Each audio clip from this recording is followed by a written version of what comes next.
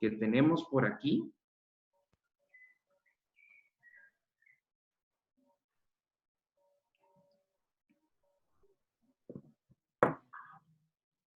No sé si ya pueden visualizar ahí la presentación. Sí, ya se puede ver. Ok. Pues vamos a hablar hoy acerca de un tema que cuando me lo propusieron fue pues un desafío encontrar esa relación en el acontecimiento que nos envuelve a todos actualmente, la pandemia del coronavirus, el COVID-19 y algo tan vital como el agua.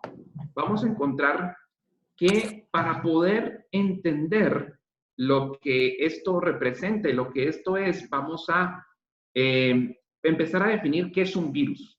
Un virus es un ente biológico que es un cúmulo de material genético envuelto generalmente por proteínas que no tiene la capacidad de poder replicarse por sí solo. Necesita la célula específica de un hospedero determinado.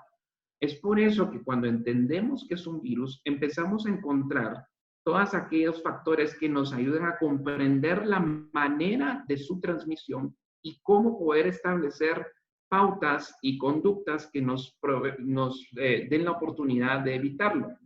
Ahora, ¿qué es el COVID? Otto, disculpa, dicen que no se ve la presentación. Ok, dame un ratito, ahorita vamos. Gracias. Ahorita compartimos la presentación.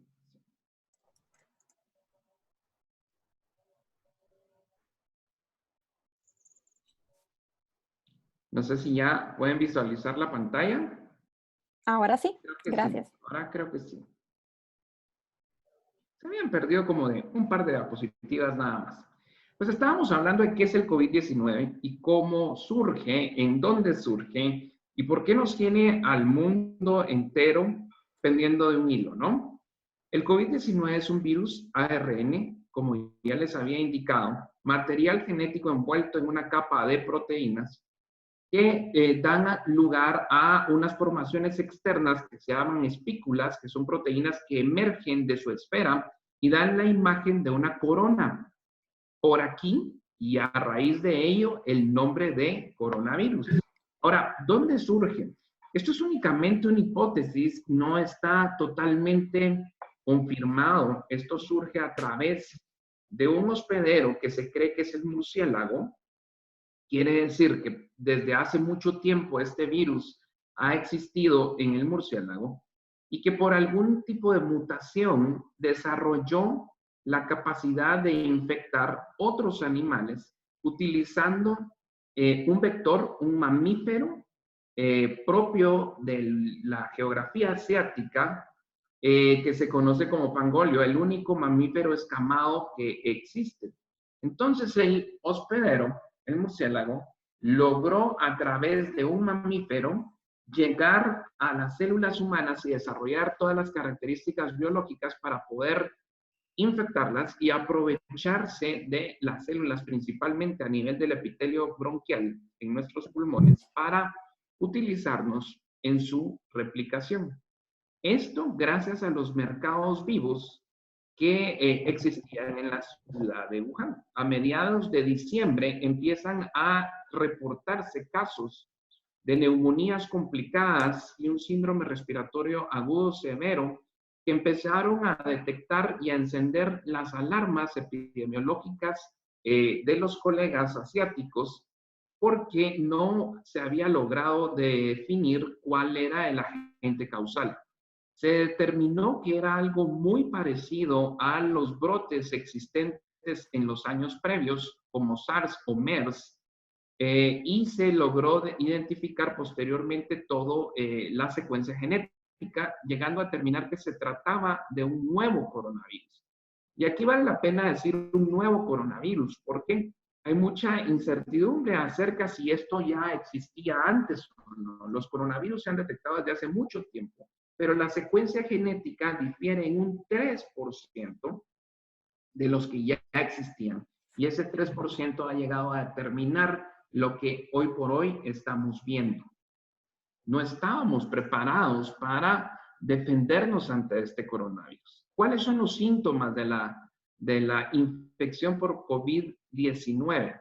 Pues son diversos. En su momento se hablaba de síntomas únicamente respiratorios, es decir, dificultad para respirar, sensación de falta de aire, tos, especialmente tos seca, que duraba por más de 5 días, y la asociación de fiebre ante el cuadro específico. Sin embargo, se ha llegado a determinar que el coronavirus tiene un neurotropismo, o sea, no solo la capacidad de infectar la célula bronquial y pulmonar, sino que también la capacidad de llegar a infectar a nivel del sistema nervioso central y por ende la manifestación clínica a nivel del sistema nervioso central. Esa fue la segunda sorpresa. Sin embargo, este es un proceso del cual aún estamos empezando a comprender, porque semana tras semana las manifestaciones clínicas son más amplias, llegando a tener manifestaciones tan raras como los procesos cutáneos o manifestaciones en piel hasta en el 20% de la población pediátrica. Y conforme se va entendiendo acerca de los síntomas y la fisiopatología, o sea, el modo de transmisión y el modo de afección en el organismo de nosotros las personas, hemos encontrado también que su comportamiento es mucho más amplio.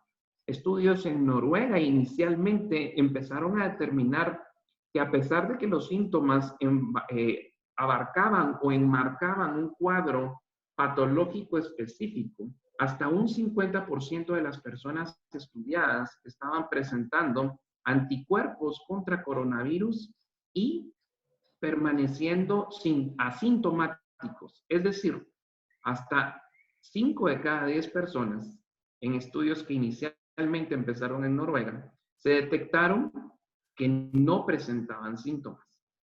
Esto fue alimentado por estudios que se han reportado por la Universidad de Stanford en Santa Clara, California, en donde ellos empezaron a perseguir o a detectar anticuerpos en población en general, en población que no presentaba síntomas, y han descubierto que el contagio de coronavirus es aún mayor de lo que se estimaba por las autoridades, porque la población sin síntomas era una población que estaba presentando también la presencia de anticuerpos. ¿Qué es un anticuerpo?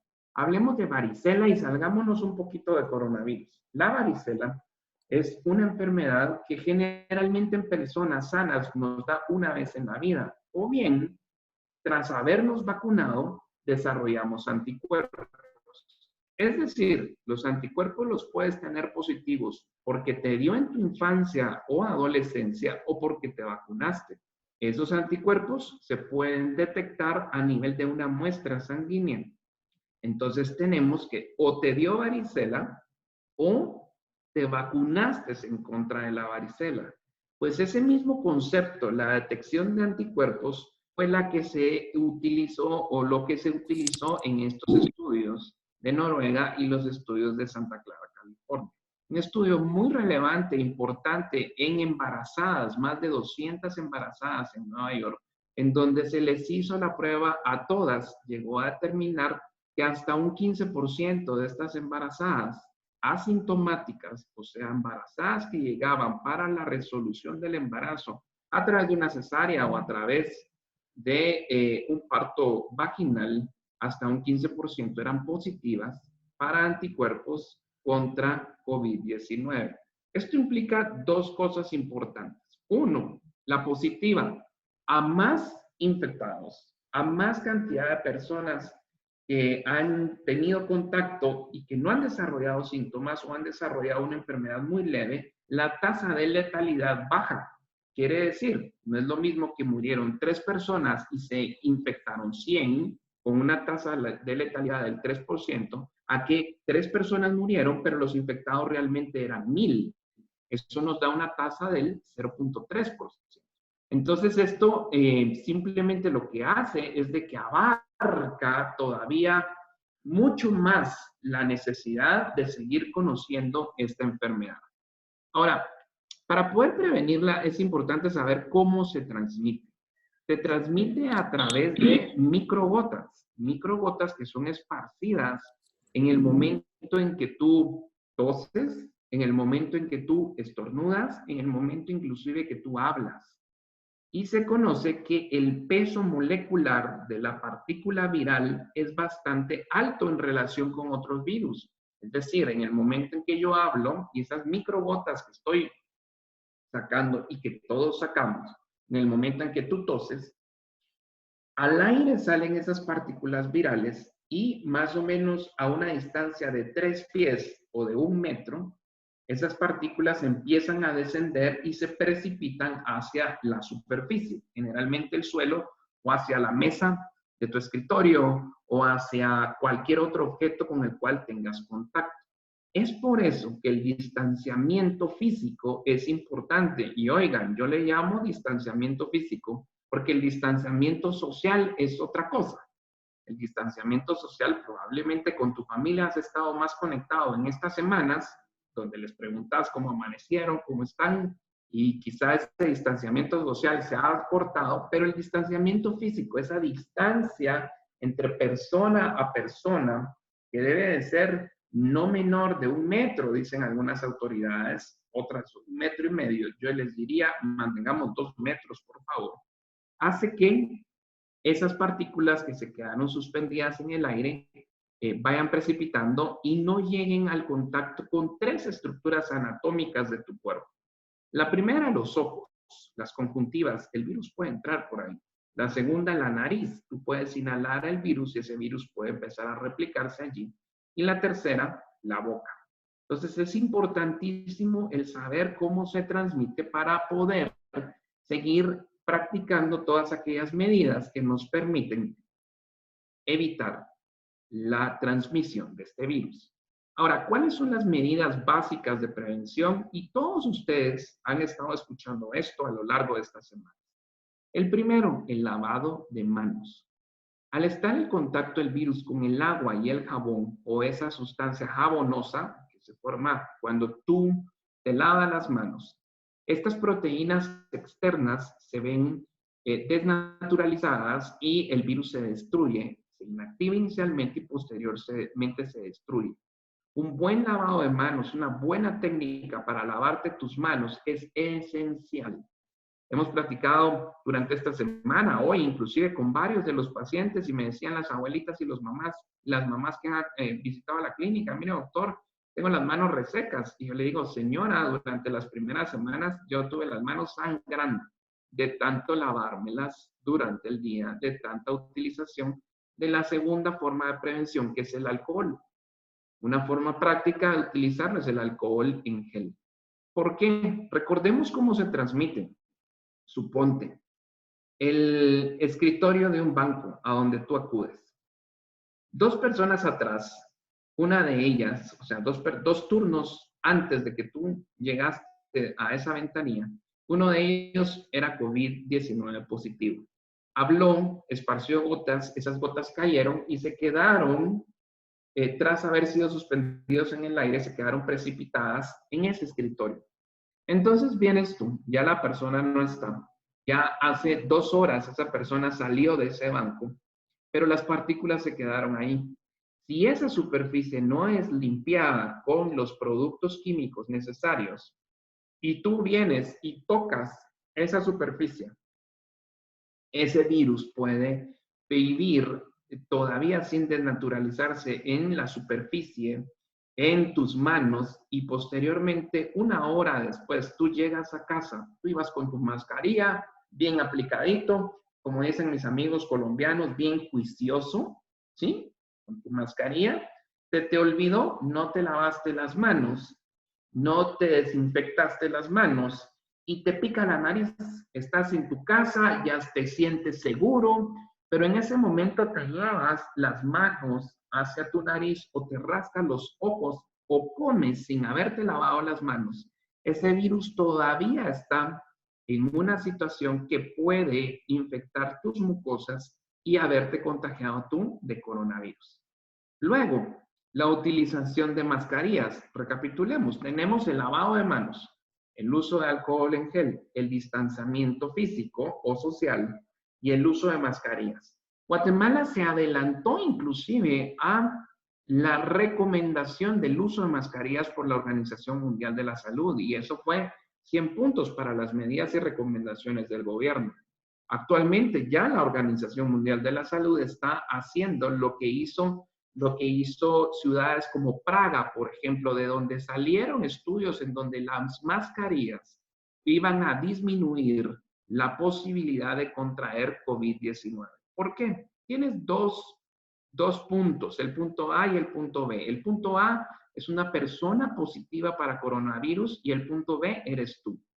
Si esa persona que tiene coronavirus utiliza una mascarilla, recuérdense cómo se transmite el virus. Al momento en que hable, tose, estornude, esas partículas van a quedar contenidas y no se van a esparcir por el aire. Pero si además de esa persona positiva para coronavirus, que quizá es asintomática, ojo con esto, tú también, el punto B, estás usando mascarillas, la posibilidad de contagio disminuye. Entonces, el haber tomado esa medida y el haberla impuesto como obligatoria y todas las sanciones que el gobierno mencionó y está practicando o imponiendo, es una excelente medida para la prevención del contagio y la prevención de la transmisión del coronavirus. Ahora, quédate en casa. Todos hemos oído esa frase y espero que todos la estemos practicando. Sal solamente si es estrictamente necesario. ¿Por qué? Por esta gráfica, una gráfica muy sencilla, pero muy reveladora de lo que es el practicar el distanciamiento social o el distanciamiento físico. Cuando tú lo practicas, la reducción de transmisión ante una persona positiva es del 75%. Eso va a implicar que 30 días después, esta persona positiva para coronavirus infectó a 2.5 personas. Sin embargo, si la sociedad no practicaba ese distanciamiento social, el riesgo, la probabilidad de contagio tras una persona, es de 406 personas. Y esto es un fenómeno de transmisión exponencial. Hablábamos del uso de mascarilla, ¿verdad? Ya hablamos, tocamos este tema.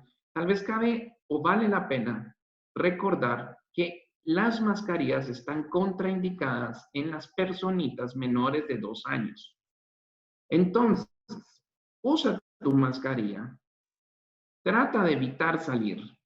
Trata de exponerte en la mayor forma posible para que tus hijos menores de 2 años que no pueden utilizar mascarilla por el riesgo de infección no estén expuestos. Antes de pasar al siguiente punto, quiero hablar de los guantes. Miren, como médico, no sé si me dio cólera, me pareció simpático o me dio ternura, no sé qué término utilizar. Las veces que he tenido que ir al supermercado y ver a las personas con guantes. La utilización de guantes da una falsa sensación de seguridad. Porque si bien es cierto, estás con guantes, tus manos están siendo preservadas del contacto con el virus, pero estás tocando tu celular con guantes, te estás rascando la oreja con guantes, estás tocando tu cara con guantes, hasta te estás bajando la mascarilla y te estás rascando la nariz con guantes. Es un vector de contagio importantísimo. Lo que tienes que hacer es lavarte las manos, no es utilizar guantes. Y si usas guantes, lo que tienes que hacer es saber quitártelos, porque resulta que te quitas un guante y entonces agarras tu mano ya libre, sin protección de látex, y te quitas el otro guante. Igualmente quedaste expuesto, ¿de acuerdo? Ahora, hablemos de los grupos vulnerables. ¿Quiénes tienen mayor riesgo de contagio? Por favor, que les quede esto claro. Todos. Todos tenemos riesgo de contagio. Los recién nacidos tienen riesgo de contagio. Los niños menores de 2 años, los adolescentes, las personas adultas de la población económicamente activa y nuestros ancianos. Todos tenemos riesgos de contagio. Sin embargo, eh, esta característica de vulnerabilidad lo eleva el hecho de que las personas de mayor edad presentan una vulnerabilidad marcada que determina mayores tasas de letalidad en personas por arriba de los 65 años. Esto afecta mucho a nuestros ancianitos, a las personas grandes, a nuestros papás, a nuestros abuelitos, y es por ello que nosotros debemos de cuidarnos. La presentación en niños ha demostrado un índice de contagio muy similar a la población en general, pero una tasa de letalidad muy baja por ese sistema inmunológico joven que todos los niños presentan. ¿Cómo estamos? Esta gráfica que está acá es un screenshot de la Organización Mundial de la Salud del día de hoy. Si ustedes pueden ver ahí, es la fecha del 7 de mayo, en donde se tiene el recuento de 3.672.238 personas que han sido los casos confirmados por coronavirus. Alrededor de 250.000 de estas personas han fallecido. Pero ¿cómo estamos en la ciudad de Guatemala para este entonces? Estamos con 763 casos confirmados. Si ustedes se dan cuenta, allí tenemos en la primera gráfica una presentación de los casos que se han confirmado diariamente y hemos tenido pues una tasa de crecimiento alrededor de 1.05 a 1.09. Esto es bastante satisfactorio.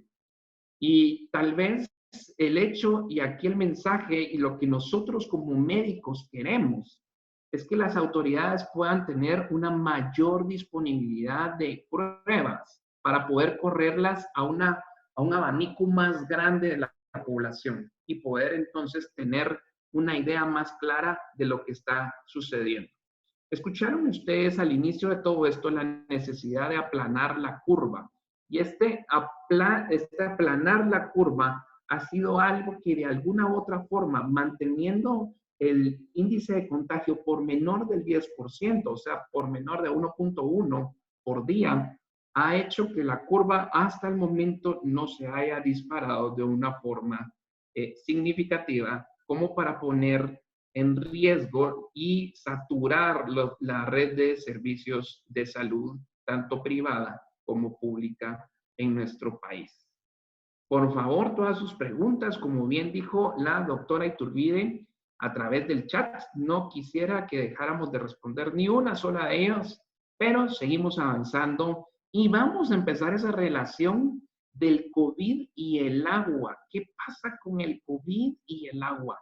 Muchos de mis pacientes, sus papás, me escribieron preguntando acerca, mire doctor, ¿y qué piensa usted de las piscinas? ¿Cree que una piscina es un riesgo?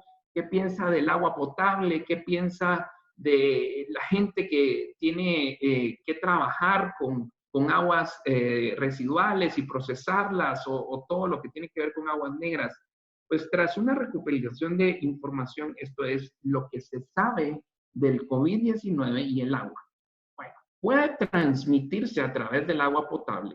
Pues no se ha detectado en el agua potable la presencia del COVID-19. Se cree que los métodos convencionales que utilizan filtración y desinfección en la mayoría de los sistemas municipales deberían por sí solo inactivar y destruir al COVID-19. Ahora, se ha encontrado la presencia de virus en las heces. Ustedes saben que las heces es también uno de los factores de riesgo para la transmisión de muchos otros virus, como norovirus, rotavirus, adenovirus inclusive. Y sí, efectivamente se ha encontrado la presencia de la excreción de coronavirus COVID-19 en las heces en algunos pacientes. Sin embargo, no es aún concluyente que el estado del virus, o sea, la condición del virus en las heces tras todo el proceso fisiológico y metabólico sea capaz por el momento de infectar a otra persona. se desconoce este riesgo. De cualquier forma, se cree que el riesgo es bajo basado en datos de recientes brotes atribuidos a SARS y a MERS, en donde las heces no contribuyeron al contagio de esta enfermedad, pero todavía hay que esperar datos. Se puede transmitir el COVID-19 a través de piscinas, jacuzzis o áreas de juego que involucren agua. Pues no existe evidencia. ¿Por qué? Porque los sistemas convencionales de mantenimiento que utilizan la desinfección con cloro y bromo deberían de inactivar el virus en el agua. Sin embargo, recuérdense que si bien es cierto, dentro de la piscina quizá no implique un riesgo, solamente la estructura de metal para las graditas de entrar o salir de la piscina, se cree que tras ser de aluminio, el virus puede permanecer vivo hasta 3 días. Entonces, no es algo que en estos momentos yo aconseje salir o renovar las clases de natación o considerar una piscina pública o una piscina, pues aunque sea privada, pero que tengan accesos varias familias, como una opción recreativa para la familia. Ahora, ¿qué pasa con los desagües y las alcantarillas? El virus se ha encontrado en aguas negras no tratadas. Los investigadores aún no concluyen si este virus tiene o no el potencial para infectar a otra persona tras estar expuesta con aguas negras. Los datos actuales orientan a que los sistemas de saneamiento y manejo de aguas residuales negras debiesen inactivar el virus. Los estudios se siguen realizando porque la información está constantemente actualizando. Ahora, ¿deberían los trabajadores que manipulan aguas negras tomar precauciones extras para protegerse del coronavirus? Pues las prácticas de protección estándar en las plantas de tratamiento deben de ser suficientes, pero deben de implementarse y cumplirse. ¿Verdad? Eso sería algo súper interesante, preguntarle a la doctora Iturbide posteriormente cuál es la situación en nuestro país del manejo de estas aguas. Incluyen controles administrativos y operativos, precauciones de higiene, prácticas específicas de seguridad laboral y equipo de protección personal cuando se manejen estas aguas negras. Ahora, ya para terminar, hablamos del COVID-19 y el agua, pero ahora metamos un tercer elemento, el COVID-19, el agua y yo. ¿Por qué? Porque el agua es la principal herramienta de prevención. El agua no solo permite la vida, no solo hace que nosotros podamos estar bien, no solo es el recurso más importante que el mundo tiene, sino que también es la herramienta a través de la cual están girando todas las medidas de prevención. Entonces, ¿qué es lo que debemos de hacer nosotros? Ahora, les hablo de mi caso personal. Pues yo me bañaba una vez al día, al menos que hubiesen sido casos excepcionales. O sea, sí, una persona limpita, trato de hacerlo en tiempo corto, no soy un modelo para ello, pero trato. Sin embargo, cuando yo escribí esta slide, me puse a pensar cuántas veces me estoy bañando al día. Regreso, salgo de la clínica, me baño. Regreso de la clínica, me baño para proteger a mi familia y protegerme a mí. Salgo a ver una emergencia, me vuelvo a bañar. Salgo a ver una segunda emergencia y me vuelvo a bañar. ¿Cuánto estoy necesitando del agua? Ahora, yo no puedo seguir con las mismas medidas o con los mismos minutos de utilización de agua que tenía antes. Tenemos que ser y aprender a ser más eficientes. Esta es son dos fotos de CNN en donde, si bien es cierto, la mascarilla es trascendental, la estamos usando, mascarillas quirúrgicas, mascarillas de tela, mascarillas N95. La pregunta es cómo las estamos desechando. ¿Cuál es el método de manejo de basura que estamos utilizando?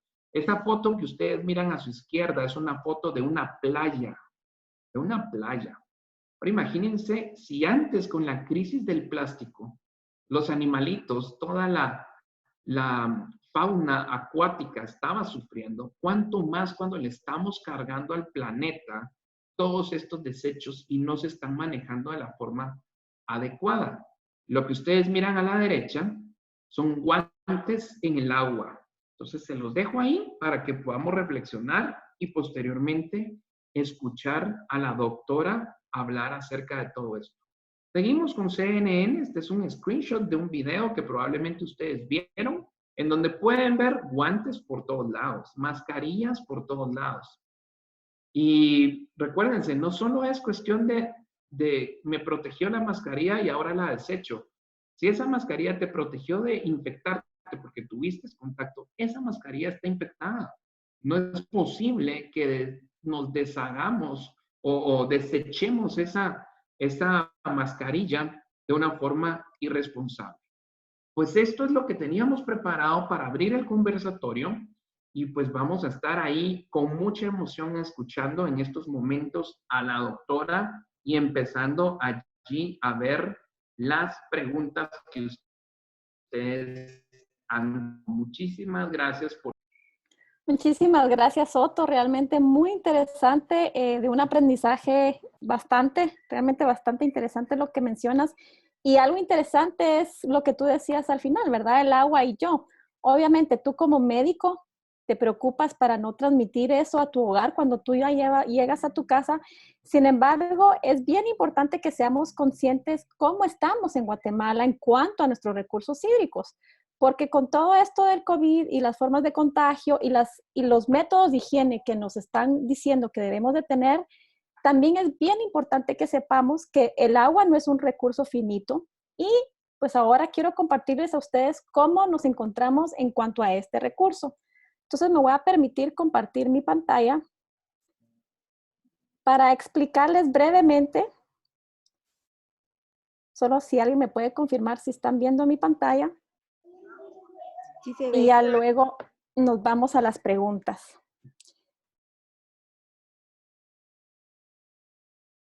Pues en Guatemala sabemos que el tema del recurso hídrico es algo que se ha dicho, pues somos un país con abundantes recursos, con abundantes ríos, estamos en una posición privilegiada con los recursos, con la situación, con la ubicación de Guatemala dentro del mapa de América, en Centroamérica. Sin embargo, tenemos un crecimiento poblacional bastante alto.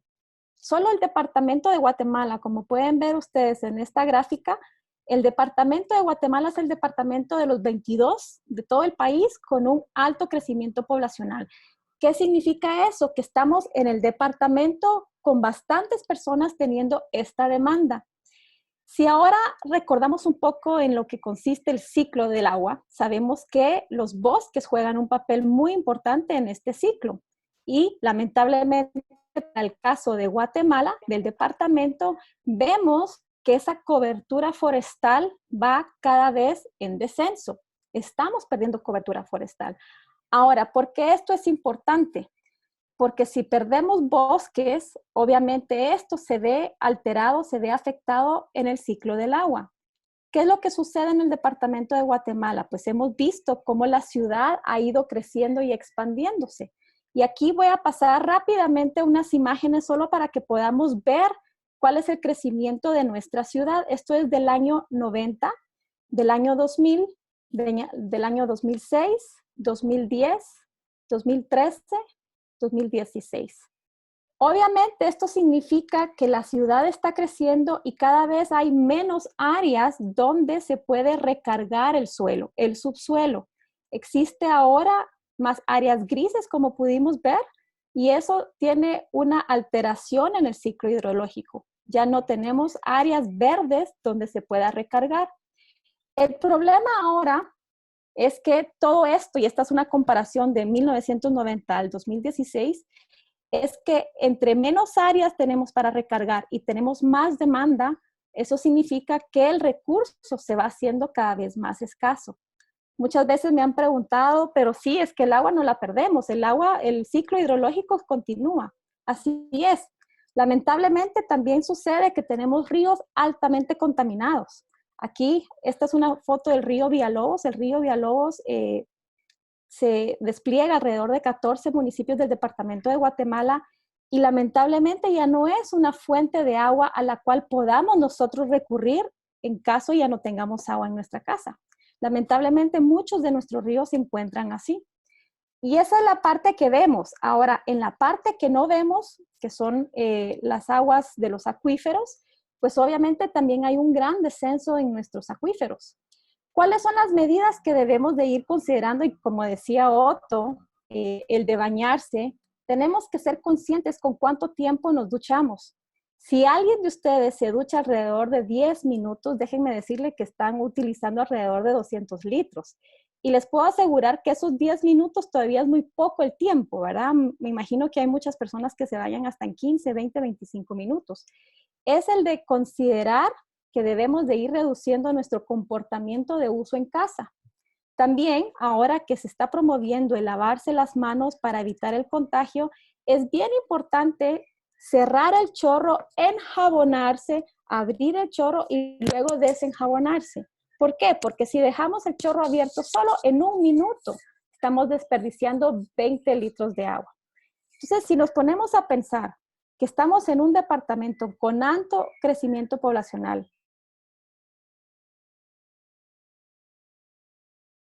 significa muchas veces vemos menos áreas verdes y más áreas grises. Lo que eso también significa que cuando llueve, el subsuelo no es capaz de recibir toda esa agua para los pozos, que son por medio de los cuales nosotros obtenemos estos recursos. Entonces, les dejo aquí un poco de esta información porque sí es muy importante tener todas las medidas de seguridad y de higiene, pero también ser sabios en cuánto usamos estos recursos y sobre todo en saber que tenemos que cuidar y conservar nuestro recurso, agua, ¿verdad? Entonces ya los dejo ahí con esta frase, todos merecemos disfrutar del agua porque es un derecho humano. Entonces el cuidarla es responsabilidad de todos nosotros. Entonces ya solo con eso paso a cerrar esta parte y entonces ya vamos con las preguntas.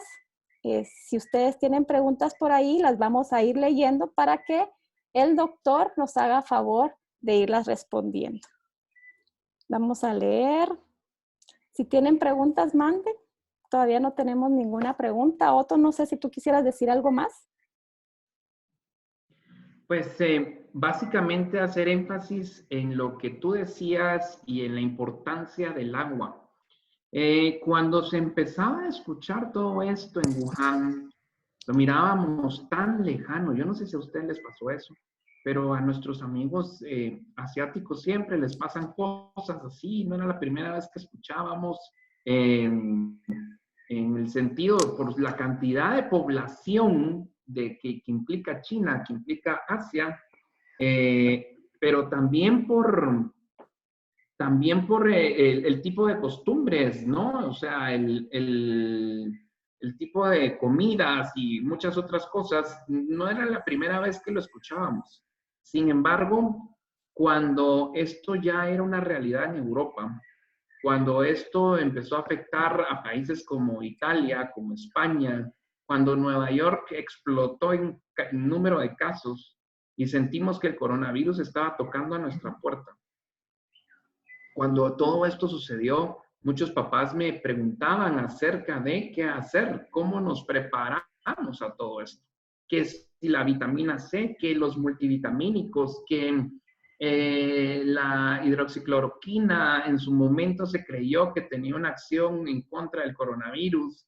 La gente se volcó a comprarla, ¿verdad? Dejando a muchos pacientes sin su tratamiento, porque ese es un tratamiento que se utiliza para procesos reumatológicos e inmunológicos, ¿verdad? Todo el mundo queriéndose preparar de mejor forma, poder optimizar la situación actual y la condición de su cuerpo y la de sus hijos y la de su familia. Pues con todo esto, la hidratación como tal es importantísima. Un organismo hidratado es un organismo que facilita todos los procesos metabólicos y los procesos inmunológicos para que puedan defenderse de una mejor forma. Entonces, cuando la gente me pregunta todo esto, que si compramos tal vitamina o tal otra o tal compuesto, yo lo que les digo es, hidrátense, tengan una nutrición variada, una nutrición completa, muévanse, hagan ejercicio y duerman. Esos son los pilares de la salud.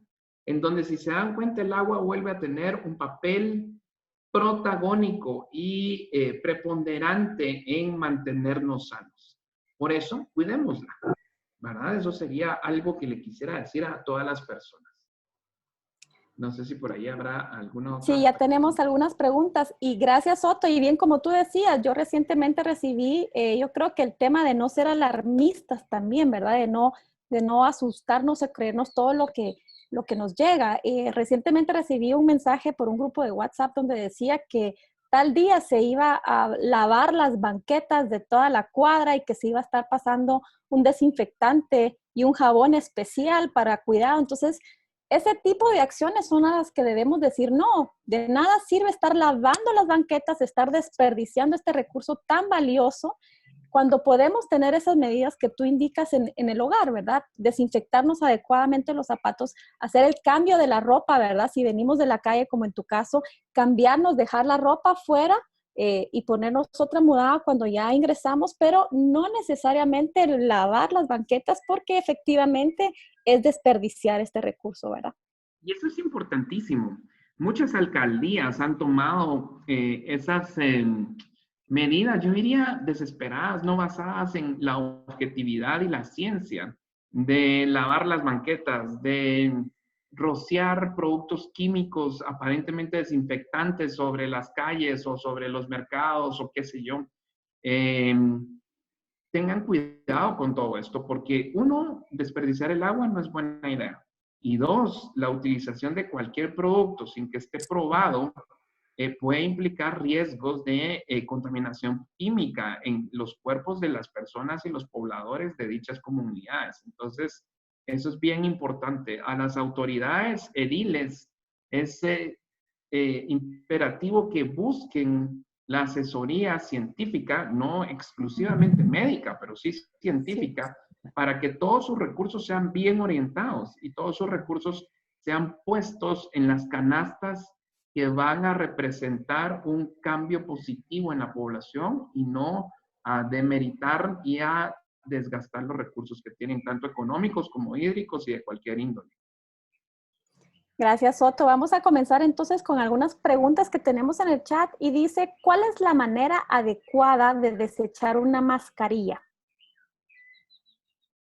Ok, si quieren, voy a empezar yo con lo médico y sigues tú, Majo, con todo el manejo de desechos sólidos, ¿verdad? En primer lugar, debes de retirarla de tu cara por las cintillas elásticas que tiene sin tocarla. Eso es bien importante, no la toques. Hay que aprender a hacerlo. Entonces lo retiras y lo colocas en una bolsita para que la persona que va a manejar esos desechos no se contamine de un potencial objeto que está contaminado con coronavirus. Desde el punto de vista médico, esa es la forma correcta. Separarlo, ¿verdad? Junto con los guantes y todo lo demás. El manejo de desechos sólidos es algo bien establecido en hospitales y en las clínicas médicas. De hecho, existen empresas específicas que toman esos desechos y los llevan a hornos específicos para evitar la propagación de enfermedades. Como ahora el uso de mascarillas ha salido de los hospitales y es un tema en cada casa, pues al menos separarlo, ¿verdad? Para evitar que alguien más se contagie, pero no sé qué tienes tú que agregar ahí en ese sentido, Majo. Efectivamente, obviamente estamos aquí abordando un tema ambiental que sí estamos viendo en las noticias de todos los desechos que se han encontrado, tanto de guantes como de mascarillas. Efectivamente, las medidas que se debieran de tomar por las alcaldías es la incineración, pero eso empezaría desde casa, ¿verdad? Y como tú dices, tal vez dejar un basurero especial donde se vaya a colocar todas estas mascarillas con alguna bolsa plástica y cuando ya esta bolsa esté completamente llena, tal vez nosotros, tomando todas las medidas, trasladar esta bolsa a esas empresas que tú indicas, Otto, para que sea incinerado, ¿verdad? De esta forma también nosotros no, recordemos que en los basureros también hay gente, bastante personas que andan buscando entre la basura. Entonces creo que una forma también para evitar la propagación y que estas personas tampoco se contagien sería esa la forma. es el mecanismo. Ahora, ambientalmente, sí, yo considero que la forma para poder deshacernos de ellas sería por medio de la incineración. Otra pregunta que dicen, ¿cómo ven la situación con el comienzo de la temporada de lluvia? Otto, ¿cómo ves tú eso? No hay datos reales. Por ejemplo, hay ciertos virus que son virus de época seca, fría. Hablemos de Guatemala, por favor. Hoy no estamos hablando de Estados Unidos, de Europa, en donde sus estaciones están bien marcadas.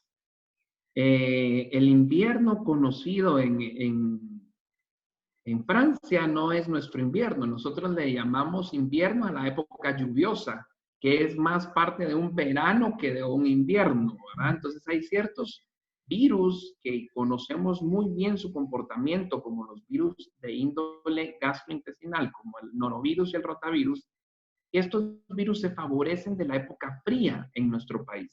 O sea, empieza la propagación de rotavirus por ahí por finales de noviembre, diciembre, enero, febrero. Es la época alta de contagio. Y los virus respiratorios en donde se suelen presentar es en los meses en donde hay más concentración o hacinamiento, por así decirlo, donde los niños no salen a jugar y se mantienen encerrados o pasan sus recreos en las escuelas encerrados. Ahí hay mayor propagación de enfermedades respiratorias. ¿Cómo se comporta el coronavirus? A cabalidad no lo sabemos. No lo sabemos si es favorecido por el clima frío, por el incremento de la humedad, por el calor. Eso es algo que todavía no está claro y es algo que seguramente lo iremos aprendiendo semana a semana, ni siquiera mes a mes, semana a semana.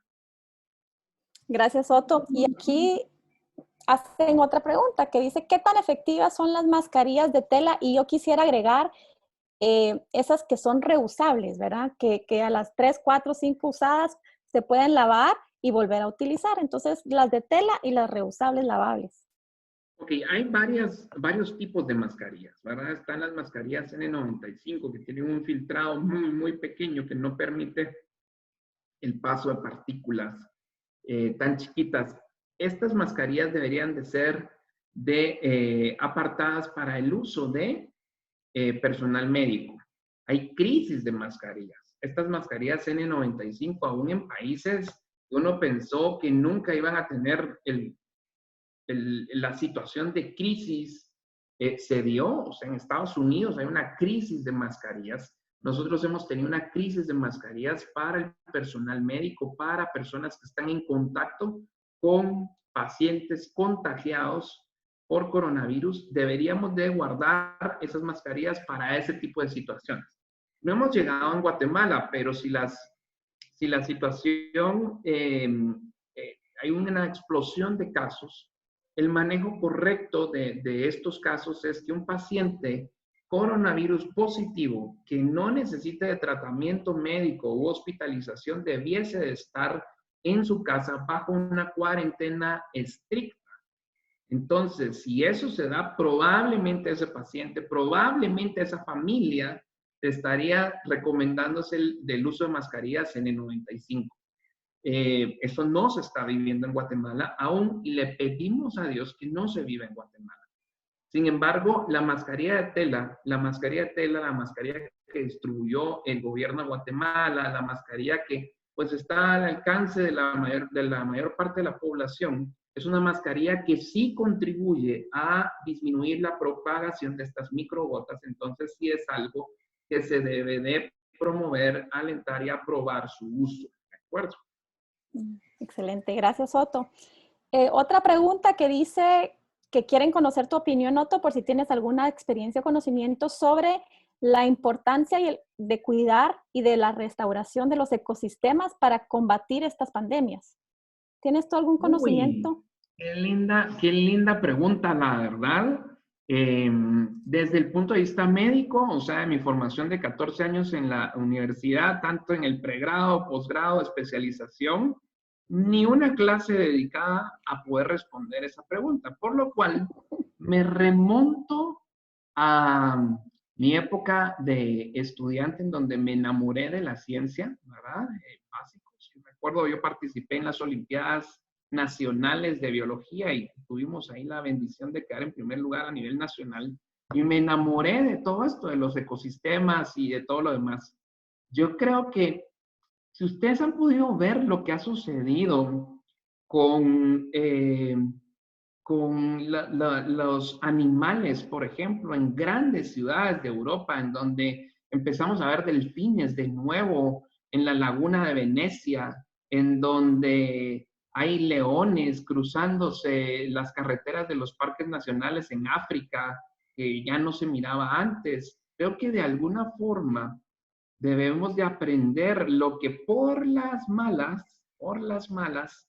la naturaleza nos hizo hacer, o sea, el confinamiento, la disminución de la contaminación, y poder aplicar todo eso que por las malas tuvimos que hacer y poder cambiar nuestro estilo de vida de alguna u otra forma, para que por las buenas podamos aprender la restauración en cuanto a la disminución de la contaminación en las grandes ciudades, tras el cierre de grandes fábricas, tras la disminución del parque vehicular en su momento, para poder traspolarlo y así mejorar sin lugar a dudas el estado de salud de la tierra y por ende de sus habitantes. Sí, efectivamente, yo podría contribuir también, bióloga. Efectivamente, la naturaleza y todos los recursos sabemos que juegan un papel importante ante desastres naturales, por ejemplo. Sabemos que tienen los manglares, sirven de barreras naturales ante eventos como los tsunamis. Entonces, no dudo que la naturaleza, siendo tan sabia, puede de alguna forma contrarrestar todo esto que estamos viviendo hoy. La idea sería, obviamente, invertir y hacer esfuerzos en restaurar todo lo que hemos ido destruyendo, ¿verdad? Por supuesto. Y aquí una última pregunta nos dice si hay registro de la huella hídrica que ahora estamos dejando. Ahora usamos más agua, más lavado de manos.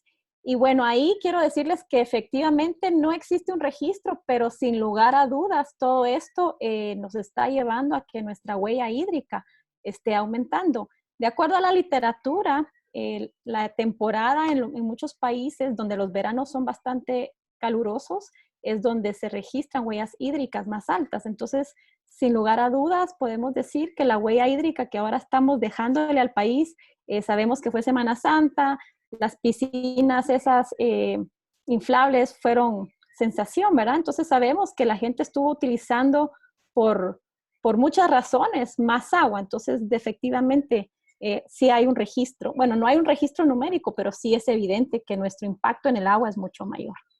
Entonces, Otto, ya no tenemos más preguntas. Queremos agradecerte realmente por tu tiempo. A todos los que nos escucharon, queremos comentarles que esta presentación la tenemos grabada. La vamos a estar subiendo a nuestras redes sociales, a nuestra página de YouTube. Y también comentarles que hoy damos inicio a esta sesión que hemos denominado Hablemos del Agua. Todos los jueves por las tardes vamos a tener distintos expositores abordando distintas temáticas sobre el agua. Entonces, por favor, si nos pueden seguir en nuestras redes sociales para que se enteren cuál va a ser el tema de la siguiente semana. Y Otto, nuevamente, muchísimas gracias por tu tiempo. Y entonces a todos ustedes, ahí está en la pantalla, si pueden ver todos los webinars que vamos a tener en mayo. Y la semana entrante va a ser un tema de adaptación basada en ecosistemas. Entonces, para la persona que nos hizo esa pregunta, creo que va a ser bastante oportuno también el webinar de la semana entrante. Entonces, a todos ustedes les agradecemos el tiempo, las preguntas que realizaron y esperamos que se puedan seguir conectando a nosotros en la Foncagua la semana entrante. Muchísimas gracias, Otto. Feliz tarde a todos. Que estén muy bien. Gracias.